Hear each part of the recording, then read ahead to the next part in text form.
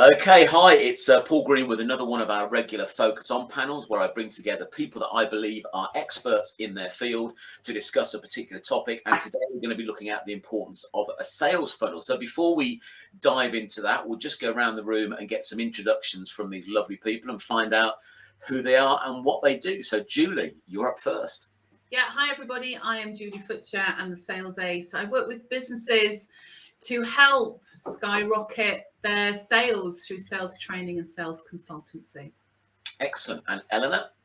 Hello everybody, I'm Eleanor Lester from Shrewd PR. I'm a PR and marketing consultant and I help businesses to get their comms in order so that they're targeting the right people at the right times for their businesses. Excellent. And last but not least, Kevin with the background that's not working properly. Yeah, thanks. Good morning, Kevin. I'm just the milkman. I was just passing and somebody else. Kevin, from Your Copywriter, one of the things that we do here is, because obviously, the world of sales has kind of changed over time. And a lot of that now is done pre the meeting, pre the appointment, pre whatever online with copy. So we create copy here that helps to push people down the sales funnel. So hopefully when Julie's training people, their job is a little easier because of the stuff that we've done. There you go then. Well, hand in hand. So if anybody's tuning into this live, then feel free to put comments on wherever you are on social media. We should be able to bring those up on the screen. If you're watching it in a replay, then again, you're welcome to put sort of like comments and we'll get back to you as I will tag these guys in the places where this is going out after the show, as it were. Now a show, who knew? So why don't we start off with the basics? Because there may be people that don't know what a sales funnel is. I guess sometimes called a sales pipeline. So I'll come to you first, Julie. Do you just want to say what it is so people know what we're talking about? So a sales funnel or a sales pipeline, it is really for me a visual representation of the sales steps that you have in your business and how prospective business moves through that, and it's a great way to manage the revenue coming into your business so you don't have these peaks and troughs, roller coaster as I like to call it. Yeah. And do you think, is it one of these things that small businesses might think, well, that's just something the corporates do and, it's just one of those sort of corporate exercises? Or do you feel it's as important for small businesses to sort of do something like this?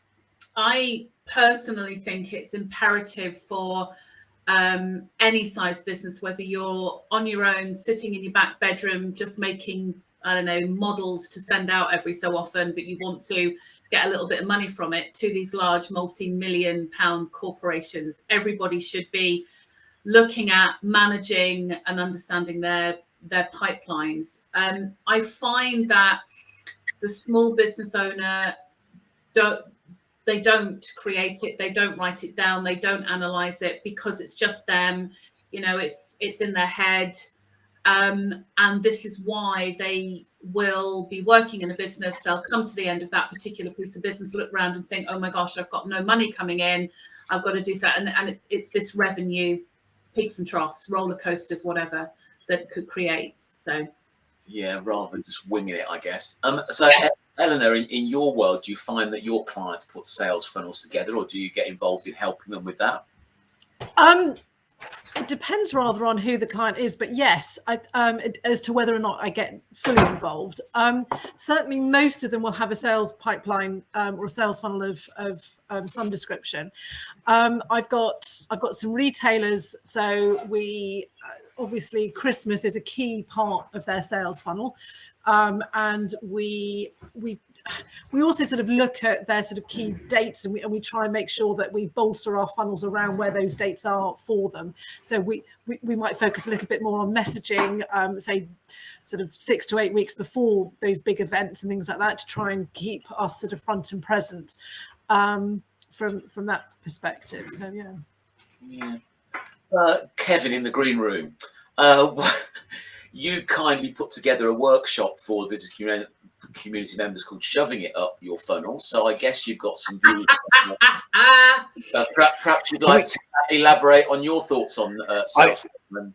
I would elaborate on that. So the first thing I would elaborate on is that was actually your title, not mine, Paul Green. So no, I need to contact my lawyer now.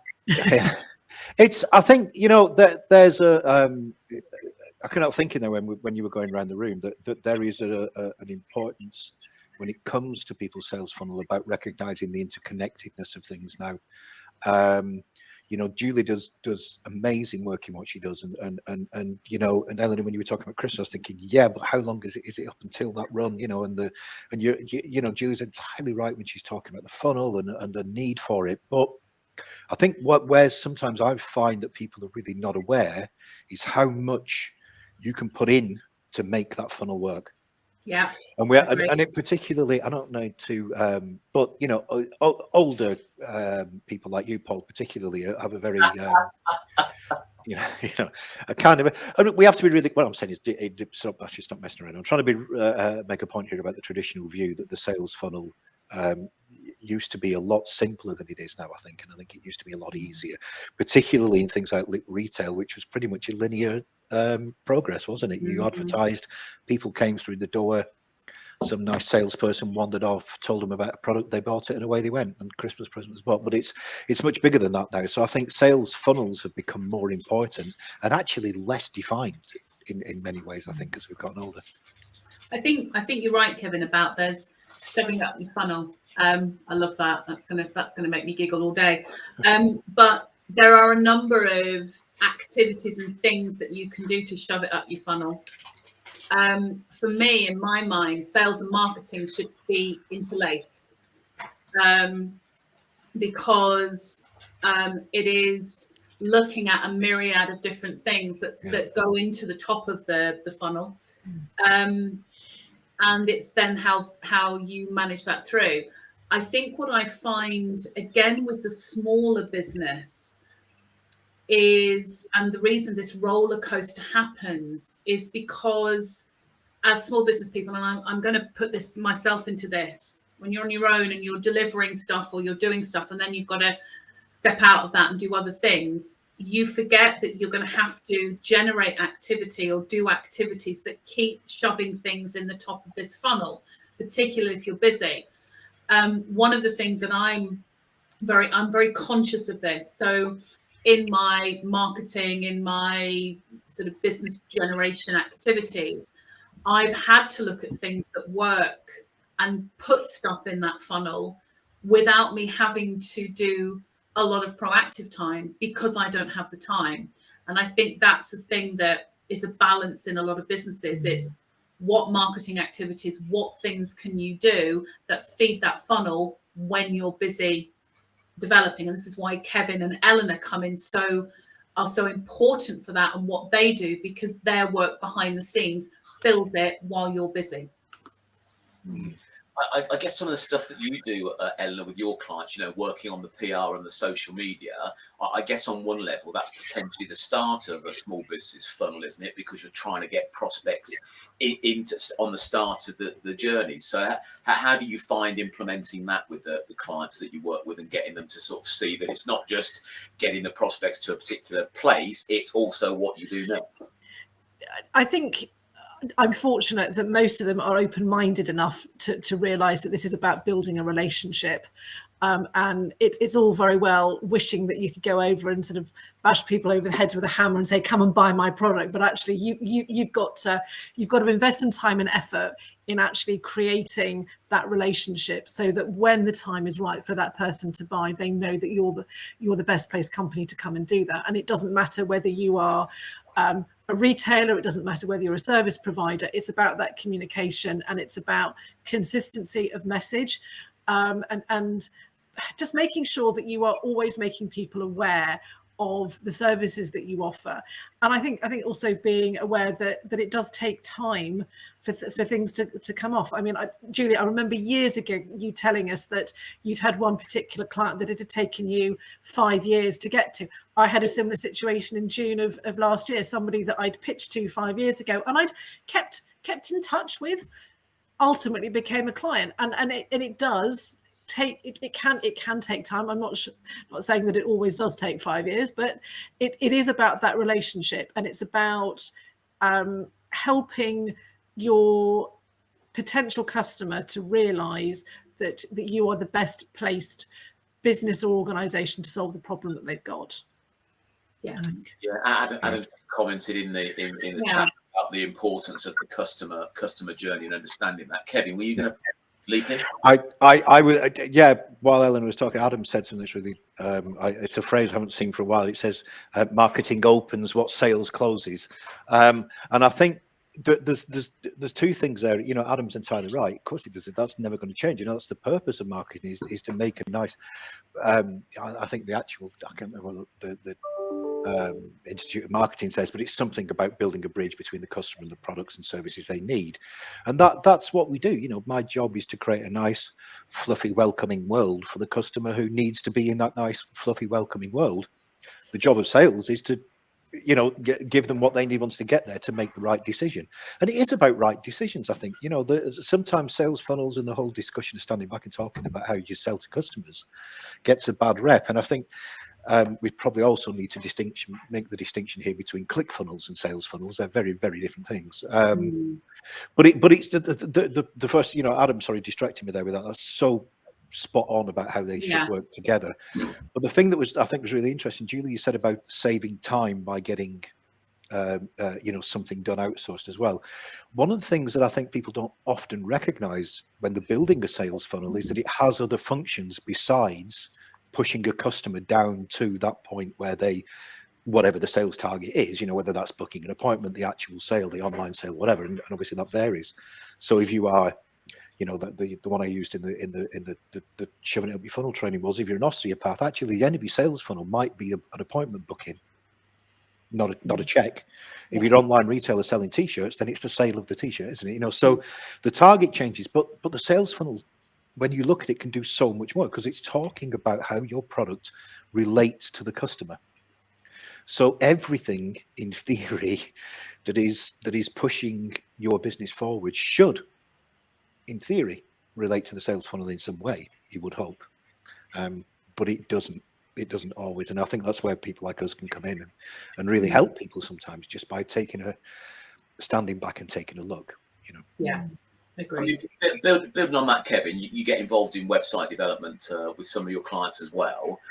Do you find that small businesses are more savvy about that process? Because I guess you still see out there just sort of like brochure websites with no real, you know, good copies that are telling the customer what to do or the prospect what to do, and no real step-by-step process once they've got that person to the website. It's almost like, you know, we build it and they will come type thing, but you've actually got to engage with the customer, haven't you?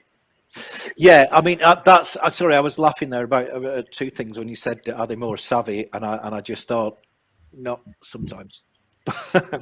Sometimes I'm sure all three of us agree we have to bang somebody's head on the desk metaphorically to get them to realize what we're saying to them, you know, that we can help. It's a little bit like you're pushing that ball up the hill just to watch it roll back sometimes, isn't it? But yeah, Paul, I mean, you're right. And the other thing, actually, I wouldn't be careful being too harsh with brochure sites. Not everybody needs a big fancy site. Sometimes that's enough. It's about the tool and the practicalities and use of the tool, not necessarily the development. And apologies to all the website developers now who don't come round my place with burning pitchforks and burning torches and stuff now, but sometimes you can overproduce. You can do too much. It can be over flashy. You don't need the fancy designs. Sometimes you just need to keep it simple a lot of the time, you know. But it's about recognizing what the funnel does and the things that affect it. If I'm allowed, just a quick example. One of the things that has started to happen over the last year or so quite a lot is that something like your internal HR policy can affect your sales funnel. I've had several clients now saying to me in the HR arena, saying people are starting to say, customers are starting to say to the salespeople, how do you treat your staff? So, you know, Eleanor, that's a PR thing, isn't it? In one respect, but at the same time, Julie, if somebody come and said, I've got this sales tool here, here's how we treat our staff, you'd be going, attach it to the bloody sales funnel there. You know? Absolutely. So it's a big complex world, isn't it now? And I don't think it's as simple as your question sounds, Paul, I'm afraid. Sorry, I think it's more complex. No, I agree with you, because people buy from businesses for all different sorts of reasons. I mean, yes, they start out with their need, want, issue, or problem, which is where, you know, I start talking to people about talking to the customer. And you're right, Kevin, you talk about that. But then once those conversations start, it's then about what drives, what hooks that customer in. One of the things that I pick up on that point about how do you treat your staff is that a lot of feedback from customers is if there's a high turnover of sales staff, where people are constantly getting different account managers or different people in, they start to question their experience with that business. It kind of cuts back to what Adam was saying about the customer experience. And that has a big effect on future business with that person, because they're fed up with seeing different faces all the time. Yeah. So yeah, it's an interesting one. It's really interesting. But don't you think? Sorry, I'm really taking the opportunity to pick Julie's brains now, to be honest. Don't you think sometimes we do over rely on the metrics though, and we over rely on that because, it sounded there like you were suggesting rather radically that people buy from people, and you know what they do. Somebody should say that, shouldn't they? You heard it first here. Hey, yes, stop press. People buy from people. Yeah, but it is this thing of the journey. Adam mentioned the journey on the thing as well, and Ellen, you were talking about it. I think we need to recognise that the sales funnel isn't pure fact. There's people on the other end of it, and they are wonderful and deeply, deeply, deeply distressing at times as well. They just do weird things, and I think your sales funnel has to be human. It has to be. It does. People. But I think what we have to be careful though, and we can be in danger of, and I agree, the sales funnel can be quite complex, but for a smaller business, it's just that simplistic thing of you've got to make sure that you're always shoving something up your funnel for something to drop out the other side. And that is a big message I want to get out with this. Yeah. This is why I'm kind of so passionate about sales planning and sales funnels and having a handle on it all, because whether you're a tiny small business or whether you're as I said, multi-million, it's being aware of what you're doing. You can't turn your back on it. Yeah, totally. I'm not in any way questioning the validity of those metrics. I just I've come across people who focus so much on that they've forgotten to put good stuff in the top end in the first place. And they are reliant. That result is reliant on good things going in, isn't it? Metrics and understanding the metrics of it and looking at conversion rates, things like that are fantastic, and I talk with clients about that all the time. But those sort of metrics and we get into those conversations with the larger businesses where they've got sales teams, and we're looking at numbers of calls to quote conversions, how whatever. But the bottom line is, with whatever size business you are, you've got to keep putting stuff in the top.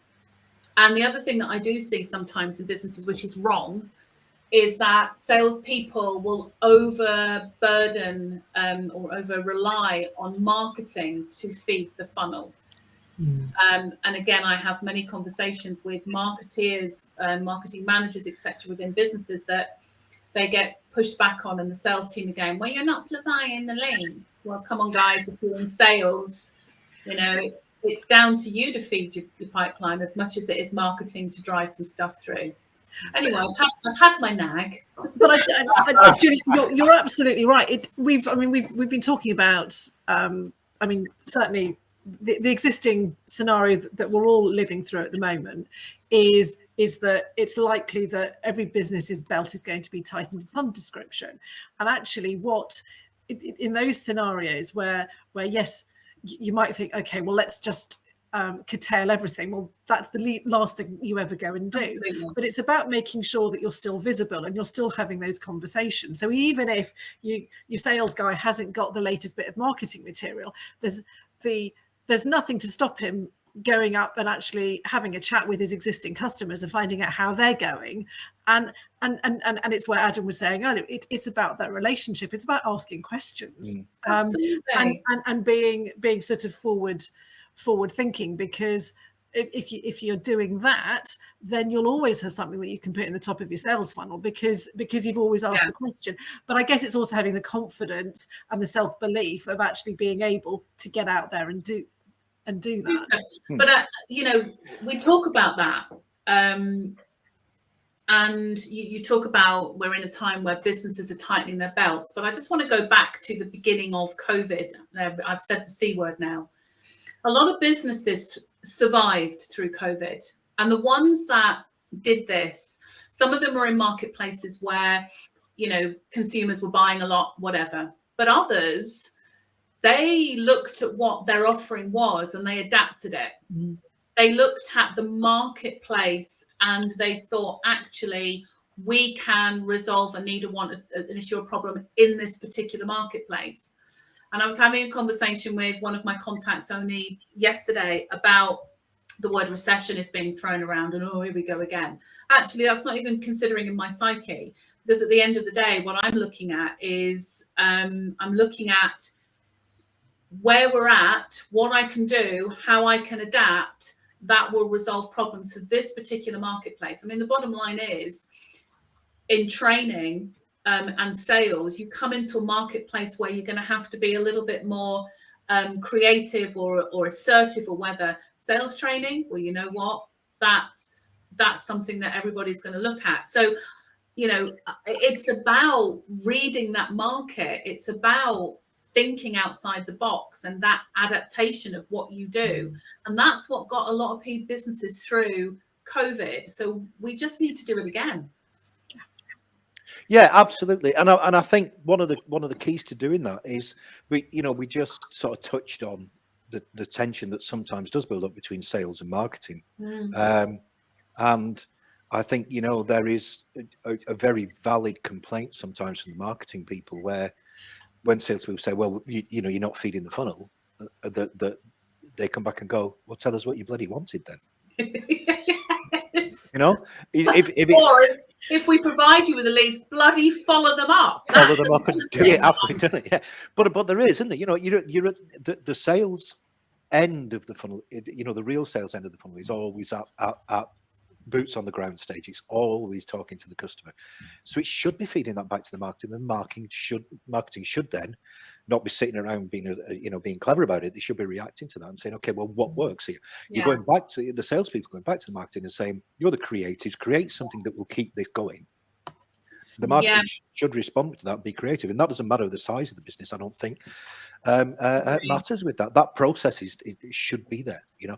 And even in very small businesses, sometimes there is a gulf between even in the owner salesperson, one person will have a gulf between that's my marketing and there's my sales practice, and never the twain. You know, you think, what is going on here? You know, marketing people are creatives by nature. They will respond very well if you put input in that they want. You know, look at the way that the advertising agency react when they told them they couldn't sell alcohol in a particular way. They created the Guinness ad that's one of the best ads of all time because somebody told them they couldn't do something.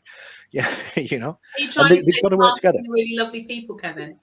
We are delightful people, Julie Butcher. Absolutely, I agree. Sales people and marketing people should be the best of friends. Absolutely. And you know, we throw these statistics around. And I do it as well when I'm part of my sales process. Say, oh, you know, a customer who comes to you now will have read 30 pages of text on your website, and there'll be 75% decided that they're going to buy when they walk into the showroom door or wherever. They'll already decided to buy from you. And that's all irrelevant if the salespeople don't know how to close that sale and finish it all off. You know, we can only do so much, and the sales can only do so much. So, if someone hasn't got something in place, where do they start? What are some of the things they should be looking at in terms of the metrics? Are there any tools out there that you can recommend that might help them on that journey? Discuss. Well, let's start with marketing and then flow through to sales, because that's kind of the natural sort of way of in my brain. So, Okay. Sorry. Go on. Marketing and PR, and then I'll pick up for the sales side. like, okay, so I guess the starting point is to work out who your ideal customer is, and from a marketing and PR perspective, what you then go and do is work out where they hang out, and then try and meet them in those sorts of areas. And I suppose it's also being able to make sure that you're talking their language. So you'd be looking at age, state of life, sort of aspirations and all that sort of thing, because that way, as a brand or a business, if you're talking the language of your customer, then they're going to feel that actually that you are that you resonate with them. Yeah. And are therefore a bandwagon that they might want to go and jump on and be a part of, and again about being about community from there. Absolutely. That's always your start point, is always the customer. You know, it's common sense, isn't it? If you're going to sell something to somebody, know who they are. And then I would sort of add on to that then, if you were looking at how your marketing should respond to that in terms of things like content and stuff, there is a certain level of must-haves. You know, your background, who you are, use the product details, and then I think I kind of encourage people to draw a sort of line and say, okay, well, that's the stuff that is evergreen and must have, so that the salespeople have a leaflet to give to somebody. You know what I mean? It's down to that sort of level. After that, get different. If there's 50 people doing something and you're going to fight, you know, against 50 other people who are already established, particularly for a new business, don't do that. Do something different. Think about the customer. Take the stuff that Eleanor's been talking about and go, okay, so if I find 1,000 customers, I only need one sale. What can I do differently that'll get that one sale? And put that into your marketing. You know, appeal very, very.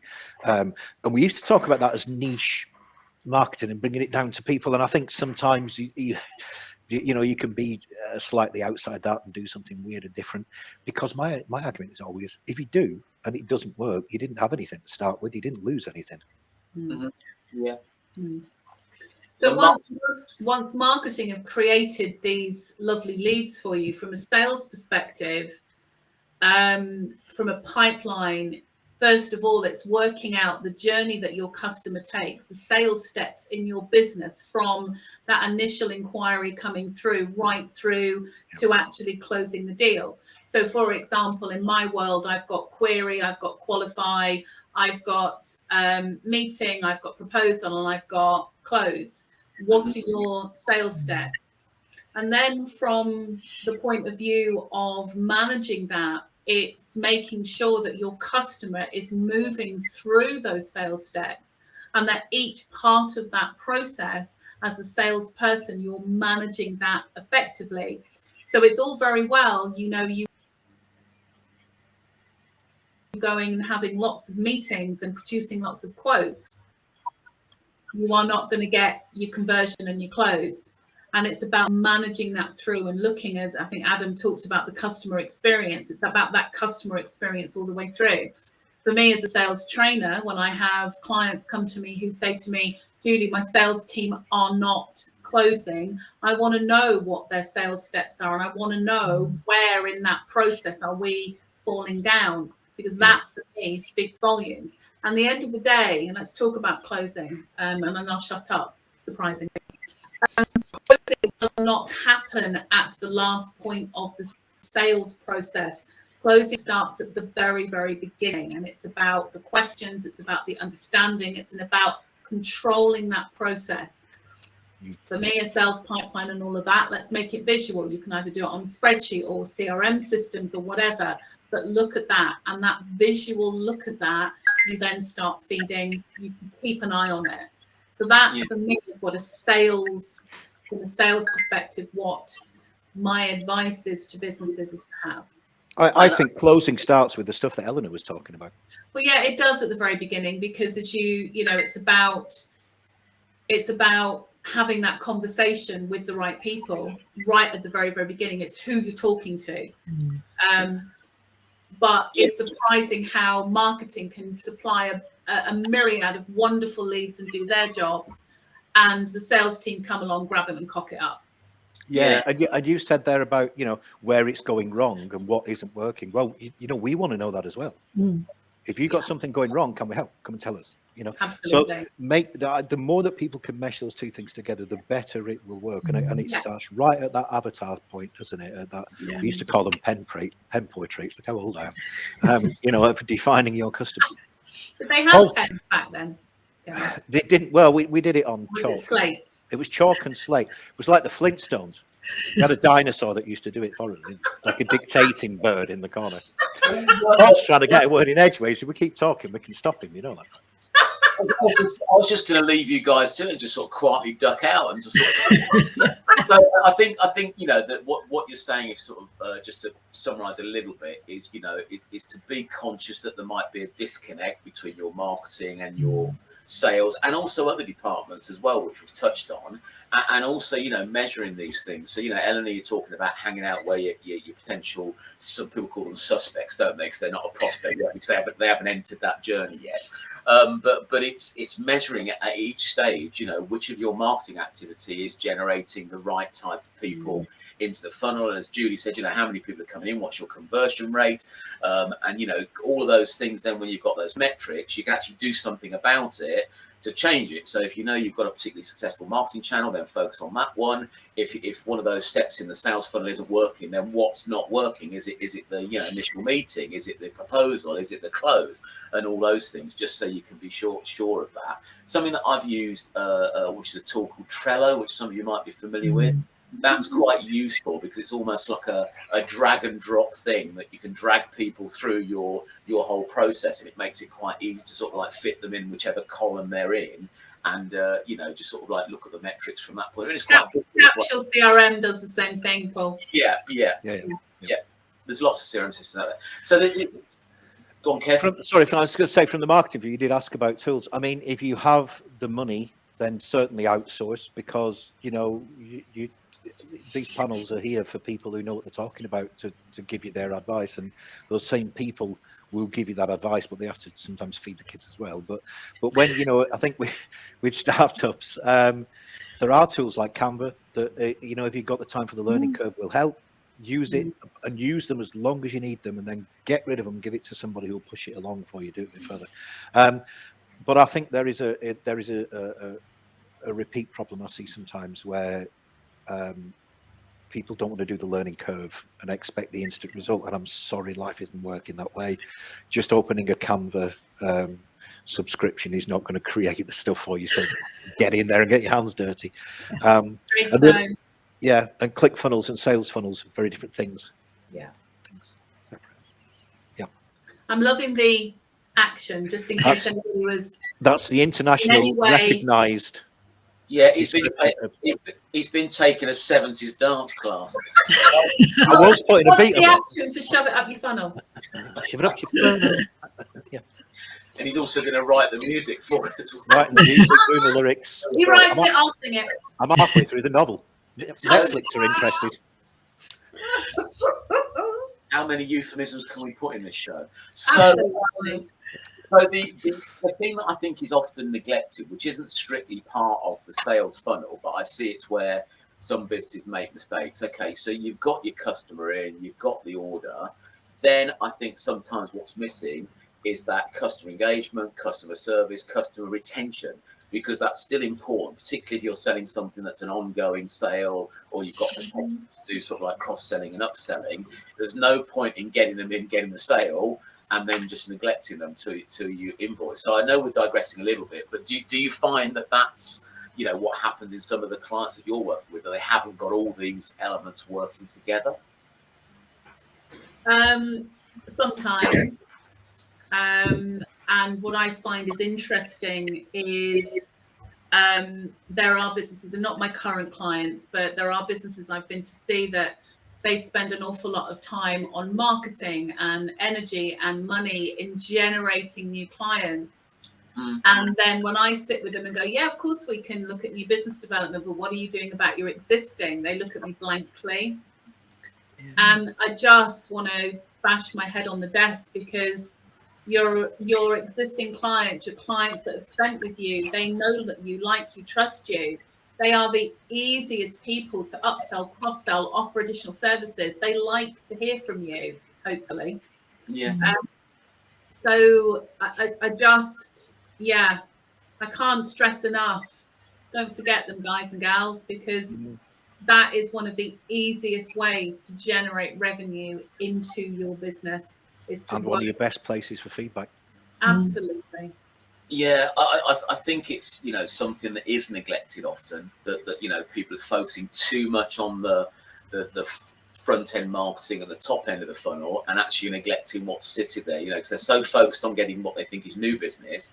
And as you've touched on, you know, it's easier to sell to an existing client than start from scratch. I think people say 7 times more costly, you know, to find a new client than it is to sort of engage an existing one and potentially sell them something else or continue that relationship. So it's, you know, it's not to be neglected, I think. Yeah, I think we need to. Sorry, go on. No, Kevin. I was just following up on that as well from what Julie was saying. I think the other thing that we need to be very careful of for all our sakes is clients who are looking for the rainmaker and the silver bullet. The person who's got it's a bit gets a bit dry out there for sale, so go and get somebody to make it rain, and they go and give a lot of money to some high caliber salesperson, give them no support, chuck them outside, and funnily enough, it doesn't rain. Or alternatively, they go, okay, well, social media will save me. No, on its own, it won't. It's not going to do anything. In fact, it's never going to sell anything. It's not what it's for. And I think there is one of the biggest battles I think we have on our side, for the one better phrase, on our side of the desk, is sometimes getting our clients to understand. I just did the diplomacy pause that Julie did when you asked her the question earlier. There's a diplomacy pause where you go, am I going to upset anybody by saying this? Unlike you, Kevin. Yeah, absolutely. Yeah. From this side of the desk, it's sometimes very hard to get people on the other side of the desk to appreciate that we're not miracle workers. We are not the answer to all your prayers. It takes a lot of work, and it takes a lot of a spread of things. And soft metrics are sometimes just as important as the hard metrics when it comes to that. People need to know you're there, and ignoring your current customers is a classic mistake. Yeah. I know from my business is that actually my existing customers or clients who have been clients have been the best source of new business for me, because if you do a good job, and even when things haven't necessarily worked out in quite the way you'd anticipated, you often get people saying, actually, you know what, I've if you need help in this area, then you go to Julie or you go to Kevin and things like that. I think the other thing actually, and it's something I think that small businesses are particularly prone to, is over servicing, and that's another whole ball game. But actually, once you've got your customer, you're so keen to keep delivering, you do have to make sure that actually you end up being cost effective for you as a business, and it doesn't cost too much work for them. Yeah, there is commerciality there, I agree. Yeah. Okay, so before we wrap this up, is there anything else you want to add to the people out there around sales funnels, setting them up, manage them, and having them be effective?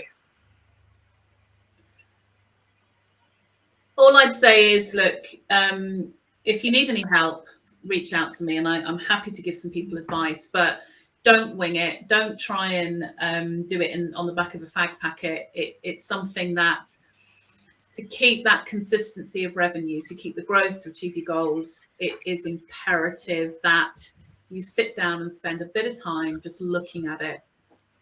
Yeah, if you don't measure it, you can't manage it. Exactly. Yeah, absolutely. Boxers learn to dance as much as they learn to punch. So be agile. Think about what you're doing. Keep on your feet. Keep on your toes. Keep moving. Keep looking. And like I said, the other thing I would say is get the metrics. Understand what you're doing. Julie's 100% on that. But don't forget the soft stuff as well. Yeah. Great. Don't forget the relationships, the psychology behind what you're talking to people about, people's motivations, all the stuff that doesn't do it. Rory Sutherland is a great example. He says if you do the metrics, you shouldn't have a doorman on a 5-star hotel. But everybody who turns up at a 5-star hotel wants the doorman. He just doesn't appear on the spreadsheet. So don't forget that you're dealing with people. People buy from people in the end. Agreed. Okay, guys, thank you for your time today. We'll wrap it up there. We're here every Tuesday at 11 a.m. with a panel of experts. 3 is my target. Sometimes we only have a couple for whatever reason. Next week, we'll be looking at more the sort of like operation and resource topics. So join us next week. Thank you very much.